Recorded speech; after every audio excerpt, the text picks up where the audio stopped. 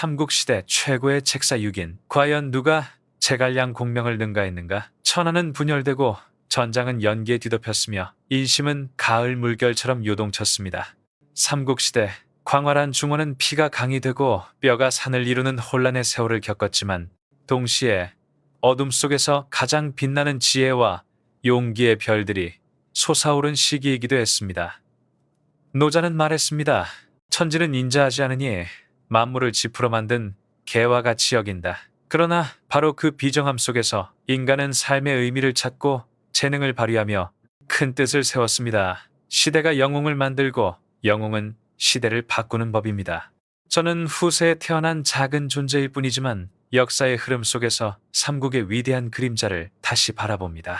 책사, 명장, 그리고 걸출한 인재들. 그들의 이름은 천년을 넘어 여전히 꺼지지 않는 불꽃처럼 빛나고 있습니다. 공자는 이렇게 말했습니다. 타인을 아는 자는 지혜롭고 자신을 아는 자는 밝다. 적을 알고자 한다면 먼저 자신을 알아야 하고 천하를 제패하려면 사람의 마음을 꿰뚫어야 합니다. 그러므로 이번 여정은 단순히 격렬한 전투와 기묘한 계략을 따라가는 길이 아니라 6명의 천재가 지닌 영혼 깊은 곳까지 탐구하는 길이 될 것입니다. 그들은 누구인가? 불 속에서 봉황의 날개를 펼치고자 했던 방통, 온갖 난관 속에서 진나라의 토대를 세운 사마에, 바람처럼 군대를 지휘했던 동호의 미남자 주유, 조조의 곁에서 빼어난 계략을 펼친 곽가, 화공으로 촉한의 꿈을 불태워버린 육손, 그리고 마침내 온 천하가 존경한 만대의 군사 제갈량. 6명의 인물, 6개의 운명, 6개의 불꽃이 난세를 밝히고 있습니다. 그들의 이야기를 함께 따라가 봅시다. 그 속에서 우리는 알게 될 것입니다. 역사라는 폭풍우 속에서 진정한 재능이란 단지 계략에 있지 않고 마음가짐에 있으며 기계에 있으며 또 말없이 바쳐지는 희생에 있다는 것을. 1. 방통. 불 속의 봉추. 차가운 바람이 깊은 숲을 스쳐 지나가고 희미한 달빛이 고요한 하늘 한쪽을 비추었다. 방통. 자사원. 후 봉추풍은 한나라 마렵. 세상이 금이 간 도자기처럼 산산조각 나던 시대에 태어났다. 후세 사람들은 그를 제갈량과 자주 비교하며 두 사람을 각각 와룡아류과 봉추라 불렀다. 즉 산에 몸을 숨긴 용과 불길 속에서 날아오르는 봉황이었다. 수경선생 사마휘는 이렇게 평했다. 둘 중 하나만 얻어도 천하를 안정시킬 수 있다. 그 말은 예언이자 동시에 무거운 짐이었다. 방통은 주유처럼 준수하지 않았고 사마이처럼 귀족적이지도 않았다. 외모는 오히려 못생겼다고까지 조롱받았다. 그러나 장자는 말하지 않았던가? 형체란 그저 껍질일 뿐 마음이야말로 산보다 높다. 그는 세상의 시선 따위에 연연하지 않고 오직 큰 뜻을 펼칠 날만을 기다렸다. 젊은 시절 강동에 응거하며 세상의 흐름을 관망하던 그는 마치 불길이 일어나기를 기다리는 봉황 같았다. 그리고 적벽대전이 터지자 천하는 드디어 방통의 이름을 알게 되었다. 그 해 조조는 83만 대군을 이끌고 장강을 건너 동호와 촉한을 단번에 삼키려 했다. 동호의 대도독 주유는 벼랑 끝에 내몰린 듯 압박을 받았다. 그러나 화려한 승리의 그림자 뒤에는 조용히 계책을 내놓은 한 인물이 있었다. 바로 방통이었다. 그는 조조에게 나아가 거짓 항복을 한 뒤에 배들을 쇠사슬로 연결할 것을 권했다. 북방 군사들은 물결에 익숙하지 않으니 배를 연결하면 마치 육지처럼 안정될 것입니다. 조조는 이를 듣고 그대로 따랐다. 하지만 그것이 곧 파멸의 길이 될 줄은 몰랐다. 그날 밤 남동풍이 거세게 불어오자 주유는 화공을 명령했다. 불길은 하늘을 삼킬 듯 치솟았고 쇠사슬로 묶인 조조의 전선은 도망조차 가지 못한 채 거대한 화염에 휩싸였다. 조조의 대군 절반 이상이 무너져 내렸고 그의 폐업의 꿈 또한 잿더미로 변했다. 멀리서 타오르는 불길을 바라보던 방통의 얼굴에는 기쁨도 슬픔도 없었다. 노자가 말했듯 화는 복이 깃드는 곳이고 복은 화가 숨어 있는 곳이다. 그의 계책은 동호와 촉한을 살렸지만 동시에 천하를 더욱 깊은 전쟁의 소용돌이로 몰아넣었다. 적벽대전 이후 주유가 세상을 떠나자 손권은 방통을 중용하지 않았다. 그는 결국 동호를 떠나 유비에게 몸을 의탁했고 제갈량과 나란히 중랑장 군사로서 책략을 맡았다. 큰 뜻을 품었으나 세력이 약했던 유비는 방통에게 전적으로 의지해 서촉을 공략했다. 비옥하지만 험준한 땅 서촉은 촉한의 도약을 위한 발판이었다. 방통은 비범한 지략으로 군을 이끌어 산을 넘고 강을 건너며 유비의 꿈을 현실로 바꾸어갔다. 그러나 하늘은 봉추의 날갯짓을 멀리 허락하지 않았다. 낙봉파 전투에서 날아온 유탄 하나가 그의 가슴을 꿰뚫었다. 그는 고작 36의 나이에 쓰러졌고 눈은 여전히 먼 하늘을 향하고 있었다. 공자는 말하지 않았던가? 천명이라 함은 곧 사람의 본성이다. 그는 봉황으로 태어났으나 날개가 다 펴지기도 전에 불 속에서 꺾이고 말았다. 사람들은 안타까워하며 그를 부러진 봉추라 불렀다. 하지만 나는 생각한다. 그의 죽음은 끝이 아니라 오히려 전설의 시작이었다. 시해로 난세를 밝힌 사내의 전설 말이다. 방통은 제갈량처럼 오래 살지도 못했고 사마이처럼 거대한 업적을 남기지도 못했다. 그러나 적벽대전의 그림자와 서촉공략의 한 획은 그가 지닌 비범한 재능을 증명하기에 충분했다. 장자는 이렇게 말했다. 삶은 한정되어 있으나 지혜는 무궁하다. 그의 몸은 흙으로 돌아갔지만 그 지혜는 봉황의 날개처럼 천년을 넘어 울려 퍼지고 있다. 다음 편에서는 다모다략 도모도르의 상징 사마이를 조명할 것이다. 그는 거센 풍랑 속에서 진나라의 기틀을 세운 자였다. 그의 소나귀에서 천하가 어떻게 뒤집혔는지 기대해보라. 이 사마의 어둠 속에 숨어있는 호랑이 가을바람이 불어 낙엽이 흩날리고 하늘은 차갑게 회색으로 펼쳐져 있었다. 사마의 스마이 자중달. 그는 한나라 마렵 천하가 오래된 고목처럼 무너져 내리던 시기에 태어났다. 그는 화려한 가문 출신도 아니었고 주유처럼 빛나는 풍채도 없었다. 그러나 그의 깊은 두 눈 속에는 끝을 알 수 없는 책략의 바다가 숨어 있었다. 사람들은 그를 숨어있는 호랑이라 불렀다. 그는 서둘러 포효하지 않고 조용히 때를 기다렸다. 노자로가 말했듯이 정적은 동도의 주인이다. 젊은 시절 사마이는 조조의 초빙을 거절하며 병을 핑계로 권력의 소용돌이를 피하려 했다. 그러나 조조는 그의 재능을 꿰뚫어 보았고 결국 억지로 조의 조정에 들어가게 되었다. 그 순간부터 그는 큰 뜻을 품고도 언제나 어둠 속에 몸을 감춘 인물이 되었다. 공자는 이렇게 가르쳤다. 군자는 숨어도 드러내지 않는다. 사마이는 이 말을 실천하듯 조용히 세상을 관찰하며 지혜를 연마했고 언젠가 날아오를 날을 기다렸다.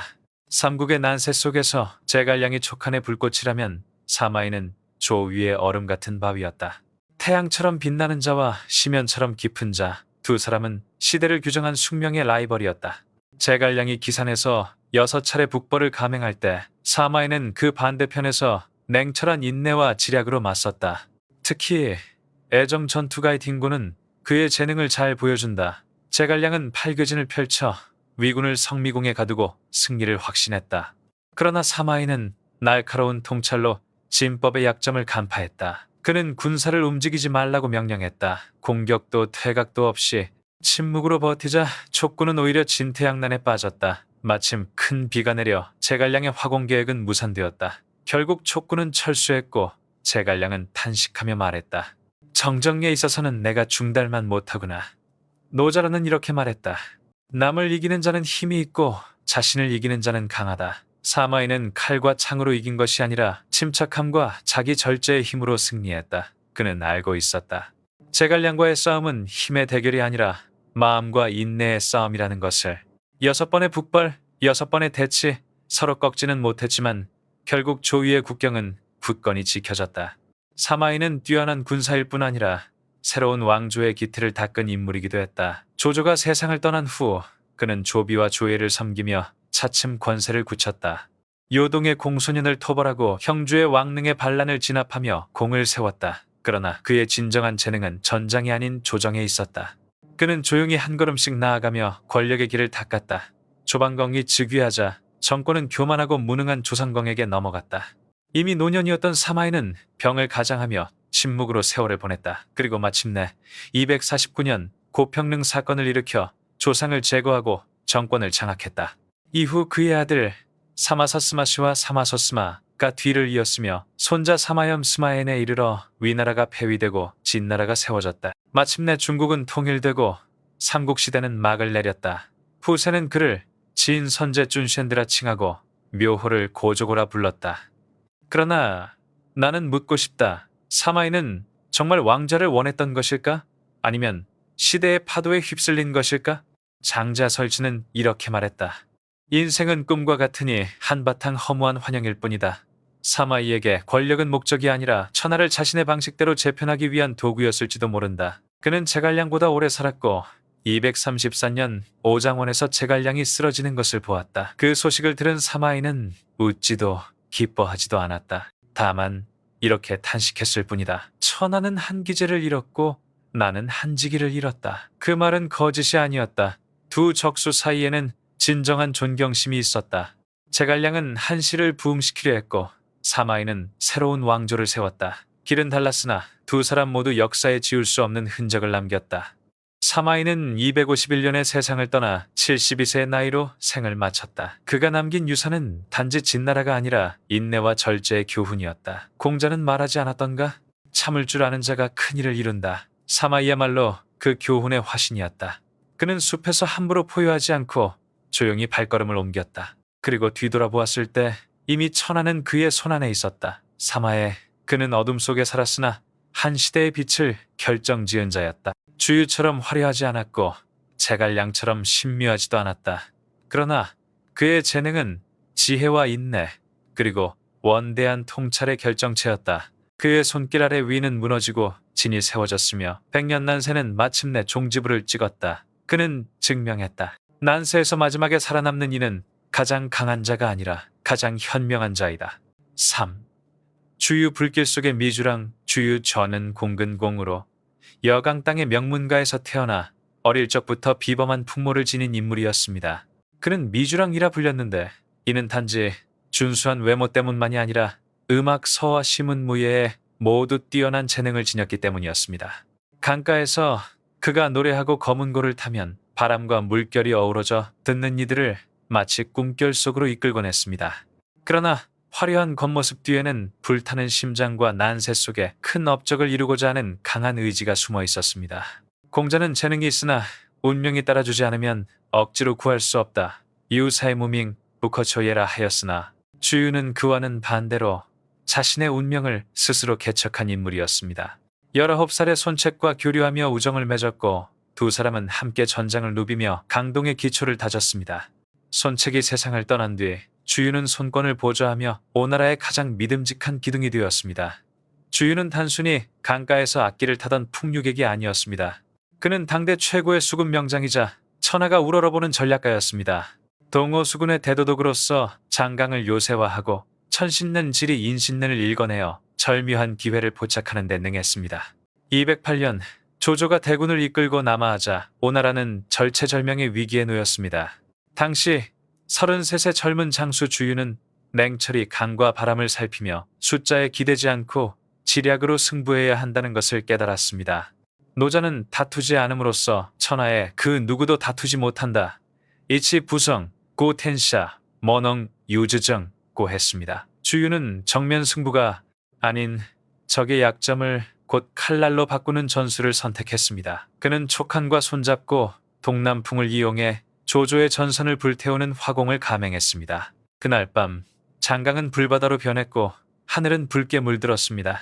조조의 대군은 산산조각나고 천하통일의 꿈은 물거품처럼 사라졌습니다. 적벽대전의 승리는 단순한 전투의 승리가 아니라 삼국의 정세를 결정짓는 분수령이 되었습니다. 삼국지연회에서 주유는 제갈량을 질투하며 하늘이 이미 유유를 낳았거늘 어찌 또 량을 낳았단 말인가? 라한 협소한 인물로 그려졌습니다. 그러나 정사 삼국지에서 묘사된 주유는 그와 정반대입니다. 그는 기품이 크고 성격이 호탕했으며 부하들을 예로써 대하고 존경받는 인물이었습니다. 적벽대전에서 제갈량과 힘을 합쳤을 때도 명예나 이익을 따지지 않고 오직 강동의 안위를 먼저 생각했습니다. 그는 손권에게 천하는 아직 안정되지 않았으니 강동은 바위처럼 굳건해야 합니다. 라고 말했습니다. 이는 단순한 충성의 맹세가 아니라 백성을 근본으로 삼은 대인의 마음이었습니다. 장자는 대인은 작은 것에 얽매이지 않는다고 했는데 주유야말로 그러한 기계를 지닌 군자였습니다. 그러나 천재의 생은 짧았습니다. 눈부신 불꽃은 오래 타지 못하는 법. 210년 주유는 35의 나이로 파구에서 세상을 떠났습니다. 그는 임종 전에 손권에게 편지를 남기며 오해는 노숙이 있으니 천하를 걱정할 것 없다고 했습니다. 이는 단지 현재만이 아니라 나라의 미래까지 내다보는 넓은 안목을 보여줍니다. 만약 주유가 수십 년 더 살았다면 삼국의 판도는 달라졌을지도 모릅니다. 어쩌면 오나라가 촉한과 위를 넘어 천하를 통일했을지도 모릅니다. 그러나 하늘의 뜻은 거스를 수 없었습니다. 그의 죽음은 손권과 강동 백성들의 마음에 메울 수 없는 공허를 남겼습니다. 그 이후 오나라는 방어에 치중할 뿐 더 이상 미주랑 주유가 살아있을 때처럼 대업을 꿈꾸지 못했습니다. 4. 곽가, 어둠 속의 등불 곽가. 자는 봉효로 한 왕조 말기에 태어나 전란이 끊이지 않는 혼란의 시대를 살았습니다. 그는 주유처럼 화려한 풍모도 사마이처럼 막강한 가문도 없었고 평범한 서민 출신으로 난세 속에서 성장했습니다. 그러나 그의 맑은 눈빛과 넓은 이마에는 밤을 밝히는 등불 같은 날카로운 지혜가 깃들어 있었습니다. 어릴 적부터 총명하기로 이름났으나 그는 재능을 드러내기를 좋아하지 않았습니다. 사람들은 젊은 시절의 곽가가 강가에 홀로 앉아 책을 읽으며 세상을 깊이 사색했다고 전합니다. 장자는 아는 자는 말하지 않고 말하는 자는 알지 못한다. 지자부엔 인자부지라 했습니다. 곽가가 침묵을 택한 것은 두려움 때문이 아니라 난세에서 말은 반드시 행동으로 증명되어야 한다는 것을 알았기 때문이었습니다. 20살 무렵 그는 천하를 유람하며 인재들과 교류했고 마침내 천하를 제패할 기계를 지닌 인물 조조를 찾아갔습니다. 190년 곽가는 아직 미약한 세력에 불과했던 조조에게 몸을 의탁했습니다.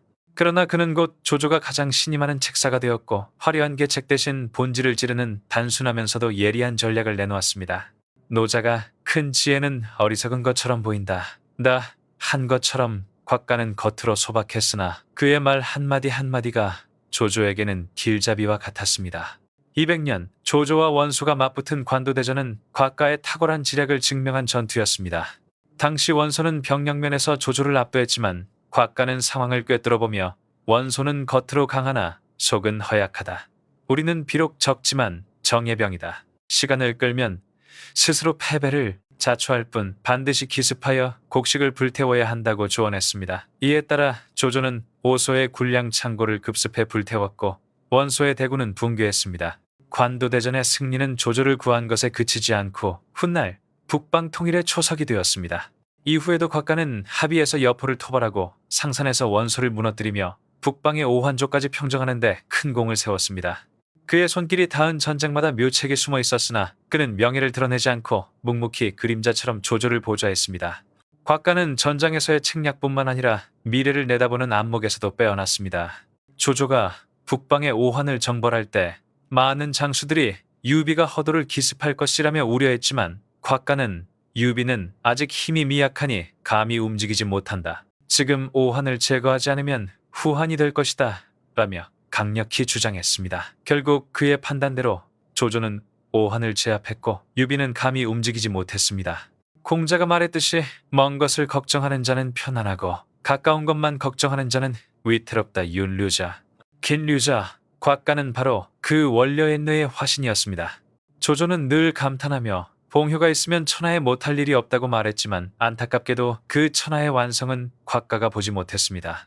207년 조조가 남하를 준비하던 길에 곽가는 병에 걸려 불과 37의 나이로 세상을 떠났습니다. 임종 직전 그는 조조에게 마지막 상소를 올리며 유비와 손권이 훗날 큰 위협이 될 것임을 경고했습니다. 그의 예견은 훗날 촉과 오가 손을 잡고 조조를 적벽에서 대파하면서 현실이 되었습니다. 조조는 곽가를 지기재지로 여겼기에 그의 죽음을 듣고 통곡하며 말했습니다. 봉효가 죽으니 내 오른팔을 잃었다. 이제 천하에 누가 나를 이해한단 말인가? 그는 곽가를 성배히 장례 치르고 제주라는 높은 칭호를 내렸습니다. 그러나 곽가에게 명예는 중요하지 않았습니다. 그가 평생 바란 것은 오직 하나, 조조가 천하를 안정시키고 백성에게 평화를 가져다주는 것이었습니다. 5. 육손. 바람에 불을 실어 나른 자 육손 자는 백언으로 동안 말기에 오군에서 태어났습니다. 그의 집안은 학문적 전통은 있었으나 권세 있는 명문가까지는 아니었습니다. 그는 주유처럼 화려하지도 곽가처럼 기세가 넘치지도 않았습니다. 오히려 조용한 선비의 풍모를 지녔고 깊은 눈빛 속에 감춰진 지혜는 고요한 바람처럼 은은했지만 만물을 흔들 힘을 지니고 있었습니다. 노자는 말했습니다. 물은 만물을 이롭게 하나 다투지 않는다. 수이센리 망우할 부성. 육손은 바로 그러한 삶을 살았습니다. 겸손하며 이름을 내세우지 않았으나 기회가 오면 바람을 타고 불길을 하늘로 올리는 듯한 과감한 결단을 내렸습니다. 처음에는 손권 휘하에서 작은 관직을 맡았지만 차분하면서도 확실한 행보 속에서 그의 재능은 점차 드러나기 시작했습니다. 219년 초계 대장관우가 군을 이끌고 양양을 공격하자 천하가 크게 흔들렸습니다. 오랫동안 형주를 노려온 오나라에게는 절호의 기회였습니다. 당시 작은 관리에 불과했던 육선은 손권의 부름을 받아 조용히 계책을 올렸습니다. 관우는 교만하여 후방을 소홀히 하고 있습니다. 먼저 화친을 가장하여 의심을 풀고 그 틈에 형주를 기습해야 합니다. 손권은 그의 말을 받아들여 여몽과 협력하도록 명했습니다. 육선은 관우에게 겸손한 편지를 보내 그 마음을 안심시켰고 여몽은 병사를 이끌고 형주를 전격 점령했습니다. 결국 관우는 포로가 되었고 촉은 기둥을 잃었으며 오는 전략적 거점을 손에 넣었습니다. 공자가 말한 싸우지 않고 이기는 것, 부전을 추린 주빈을 육선은 현실로 만들어낸 것이었습니다. 222년 관우를 잃은 하늘 풀기 위해 촉의 유비는 75만 대군을 이끌고 오나라를 공격했습니다. 이미 주유, 노숙, 여몽 같은 걸출한 재능은 세상을 떠난 뒤였고 손권은 육손에게 대도독의 직책을 맡겨 나라의 존망을 걸었습니다.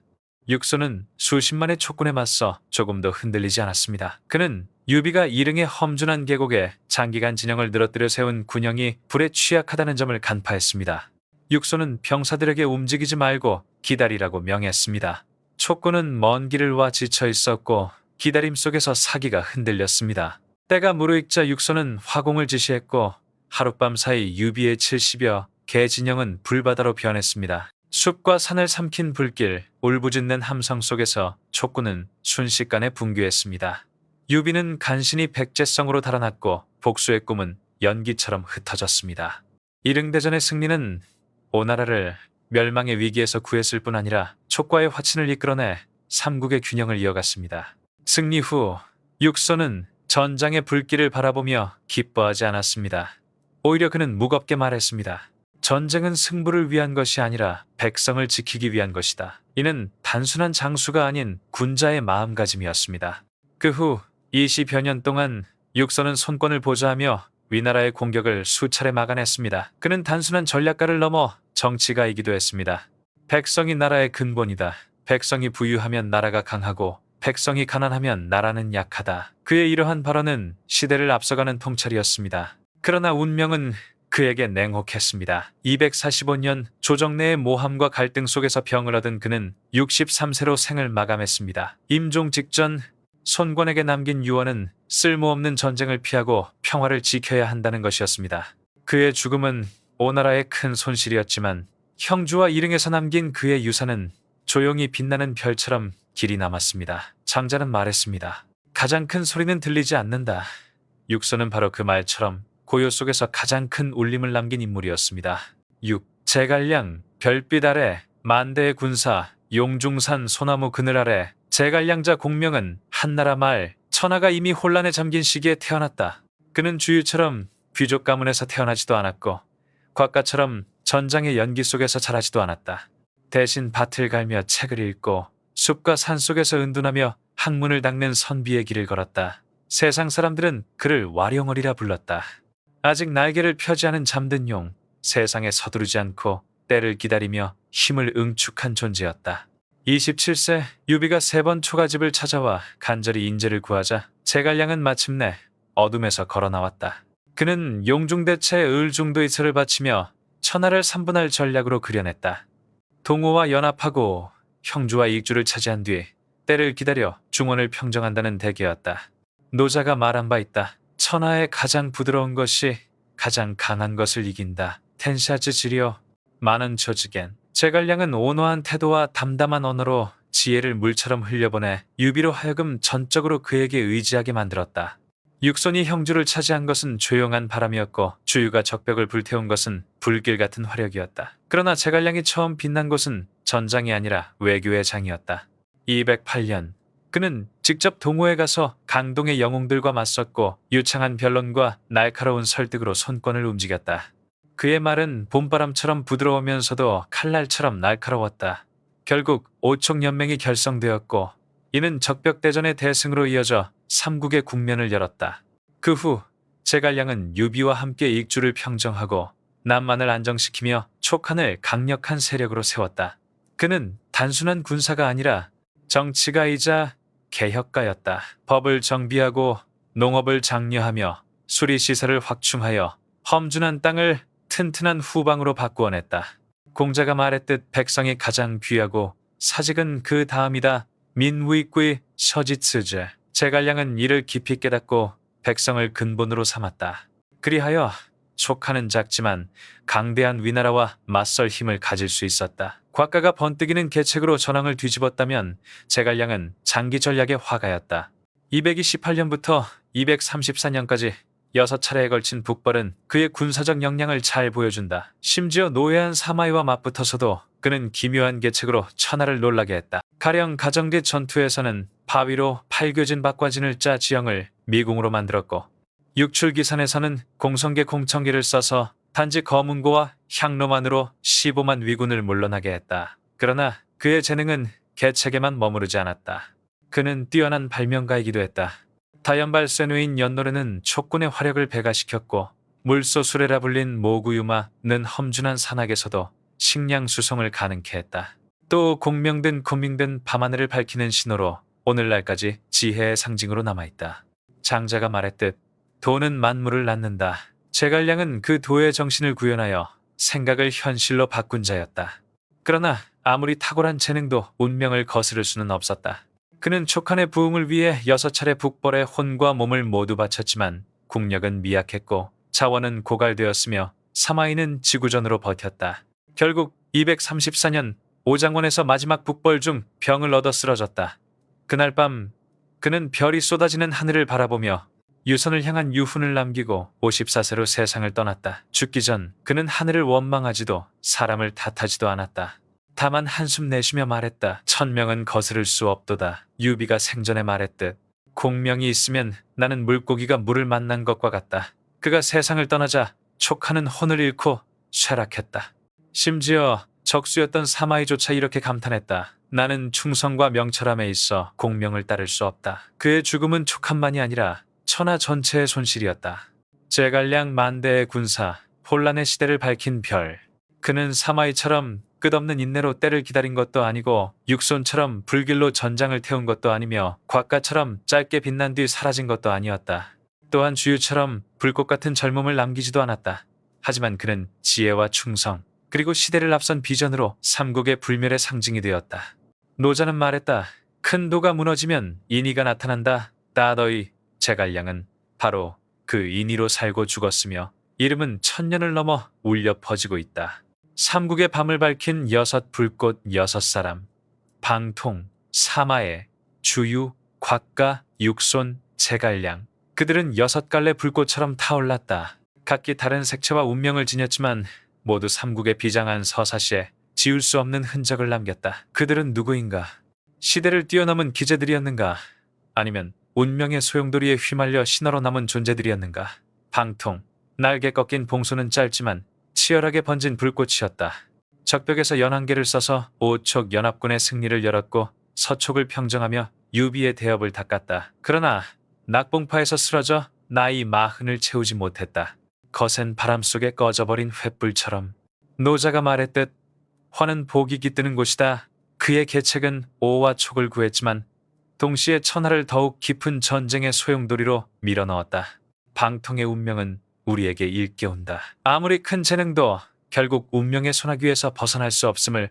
사마의 어둠 속에 숨어있던 호랑이는 오래도록 타오르는 불꽃이었다. 주유처럼 눈부시지도 제갈량처럼 기이하지도 않았으나 인내와 책략으로 6차례 북벌을 막아내고 끝내 진나라의 기틀을 세웠다. 그는 누구보다 오래 살며 경쟁자들이 하나둘 무너지는 것을 지켜보았고 침묵 속에서 대업을 이루었다. 공자가 말했듯 인내하는 자가 큰 일을 이룬다. 르누루자, 사마이야말로 그 말의 화신이었다. 숲속에서 포효하지 않던 맹수는 마침내 세상을 움켜쥐었다. 주유, 강동의 미주랑은 찬란하고 오만한 불꽃이었다. 수군 지휘의 귀재로 장강을 거대한 성벽으로 바꾸었고 적벽에서 화공으로 조조의 패왕의 꿈을 태워버렸다. 그는 명장이자 고결한 풍도를 지닌 제자였다. 그러나 그 불꽃은 35의 짧은 나이에 꺼져버렸다. 장자가 말했듯 삶은 유한하고 지혜는 무궁하다. 선요센 주유는 떠났지만 그의 빛은 강동을 비추며 천년을 울려 퍼진다. 곽가 어둠 속에서 빛난 등불은 방통 못지않은 강렬한 불꽃이었다. 11년 동안 조조 휘하에서 활약하며 관도에서 오한에 이르기까지 결정적인 전투들을 설계했다. 그는 적벽을 보지 못했고 오와 촉의 영웅들과 맞설 기회도 없었지만 이미 유비와 손권의 위협을 예견했다. 노자가 말했듯 큰 지혜는 어리석은 듯 보인다네제. 겉가는 드러내지 않고 화려하지 않았으나 그의 계책은 안개를 거두는 바람 같았다. 37세의 세상을 떠난 그를 두고 조조는 눈물 속에 아쉬움을 토해냈다. 육선, 고요한 바람으로 불을 이끈 이는 겸손하나 끈질긴 불꽃이었다. 그는 형주를 꿰차는 계책을 내고 이어서 일릉에서 화공으로 유비의 75만 대군을 불태웠다. 주유처럼 화려하지도 사마이처럼 깊지도 않았으나 언제나 선비다운 침착함으로 살았다. 그는 백성이 부유해야 나라가 강하다 믿으며 백성을 근본으로 삼았다. 공자의 가르침, 백성이 가장 귀하다 민물을 몸소 실천한 것이다. 그러나 63세 조정의 시기와 갈등 속에 병들어 쓰러졌다. 그의 삶은 조용했지만 강동에 남긴 발자취는 20년 넘게 지워지지 않았다. 제갈량 별빛 아래 만대의 군사는 가장 밝고 가장 오래 그러나 가장 비장하게 불타올랐다. 그는 설득으로 오촉 동맹을 이루고 익주를 취하며 6차례 북벌로 시대를 뒤흔들었다. 발명으로는 시대를 앞섰고 정치로는 백성을 근본에 두었다. 그러나 오장원에서 1000명을 거스를 수 없음을 깨닫고 54세에 별이 지듯 사라졌다. 장자가 말했듯 인생은 꿈과 같다. 제갈량은 그 꿈속에서 유비와 촉한을 위해 모든 것을 바쳤다. 그리하여 그는 충성과 지혜, 불멸의 상징으로 남았다. 6 불꽃, 6 운명, 방통과 곽가는 젊어 죽어 이루지 못한 꿈을 남겼다. 주유와 제갈량은 절정의 순간에 세상을 떠나 누구도 메우지 못할 공허를 남겼다. 사마이와 육소는 더 오래 살아 자신의 결실을 보았으나 권력과 책임의 무게에서 자유로울 수 없었다. 그들은 모두 별처럼 빛났으나 별이 떨어지는 순간을 피할 수는 없었다. 노자는 말한다. 하늘에 도는 사사로움이 없고 언제나 선인과 함께한다. 텐더무신, 전우산nhân. 그러나 삼국에서 선과 악은 뒤섞였고 재능이 반드시 보답받는 것은 아니었다. 방통은 촉한을 위해 죽었으나 촉은 천하를 통일하지 못했다. 사마이는 진을 세웠으나 영모자의 오명을 남겼다. 주유는 오를 구했으나 강동의 안정된 미래를 보지 못했다. 곽가는 조조를 북방의 패자로 만들었으나 적벽의 패배를 보지 못했다. 육소는 오를 지켰으나 억울한 죽음을 맞았다. 제갈량은 충성으로 살았으나 한실의 부흥은 이루지 못했다. 하늘의 도는 누구에게도 편들지 않고 오직 역경으로 시험할 뿐이었다. 공자가 말했듯 1000명을 안다. 그러나 1000명을 안다는 것은 체념이 아니라 오히려 맞서는 것이다. 이 6기제들은 비록 운명의 가혹함을 알았으나 끝내 자신을 불살라 시대를 밝혔다. 그들은 단순한 군사나 장수가 아니라 거대한 영혼들이었다. 그들의 불꽃은 단순한 지혜가 아니라 충성, 기계, 그리고 보이지 않는 희생이었다. 바로 그 불꽃이 삼국의 밤을 밝히며 오늘날까지 꺼지지 않는 빛으로 남아있다. 물려주는 교훈 후세인 우리들은 시간의 흐름 속에 서서 6기제를 되돌아보며 단순히 감탄하는 것에 그치지 않고 거기서 배우게 됩니다. 방통은 아무리 기묘한 계책이라도 때를 만나야 성공한다는 것을 가르쳐줍니다.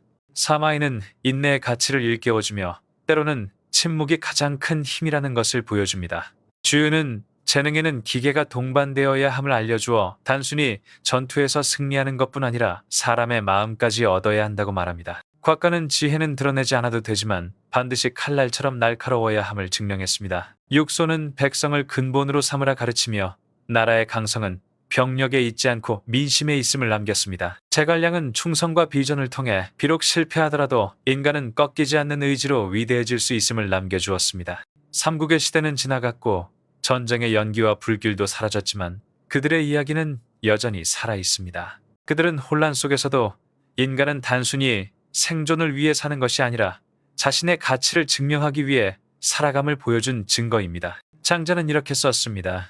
허이불굴 동이출 휴열부퀴 비록 비어있어도 꺾이지 않고 움직이며 솟아오른다. 6기제는 육신은 이미 흙으로 돌아갔지만 그 정신은 바람처럼 1000년을 넘어 우리 안에서 살아 숨쉬며 온전히 살아가려는 갈망을 불러일으킵니다. 친애하는 역사적 벗들이여 이 길 위에서 저와 마음을 함께하는 영혼들이여 부디 저와 함께 계속 걸어가길 바랍니다. 삼국지 교훈 채널은 우리가 만나는 자리이며 신화가 다시 살아나는 무대입니다. 각자의 이야기, 영상, 사색 속에서 우리는 다시 역사의 장막을 열어젖히고 이미 지나간 시대의 비밀을 파헤치며 가깝고도 먼 이웃 중화 문화와 맞닿게 될 것입니다. 공자는 이렇게 말씀하셨습니다. 유붕자원 박내 불영 낳고 요펑지엔 펑라이 부이로후. 먼 곳에서 벗이 찾아온다면 어찌 기쁘지 않겠는가? 저는 여러분이 저와 함께 걸어가는 동반자가 되길 바랍니다. 우리의 손으로 지혜의 불꽃을 다시 밝히고 이 기재들의 빛이 과거에만 머무르지 않고 현재와 미래를 비추게 합시다. 팔로우 버튼을 누르는 것은 단순한 행동이 아니라 하나의 약속입니다. 이 위대한 이름들이 잊히지 않도록 우리의 마음과 기억 속에서 영원히 살아있도록 하는 약속입니다. 오늘부터 함께 삼국지 교훈의 세계로 들어갑시다. 새로운 이야기는 시원한 바람이 되어주고 옛 교훈은 등불이 되어 길을 밝혀줄 것입니다. 세상은 바뀌어도 영웅들의 정신은 영원히 존재합니다. 그리고 바로 여러분, 역사를 사랑하는 이들이 그 불꽃을 이어가 삼국의 신화를 불멸하게 만들 것입니다. 저는 여러분을 기다립니다. 고요한 보름달 아래 우리가 함께 새로운 역사를 써내려갈 그 밤에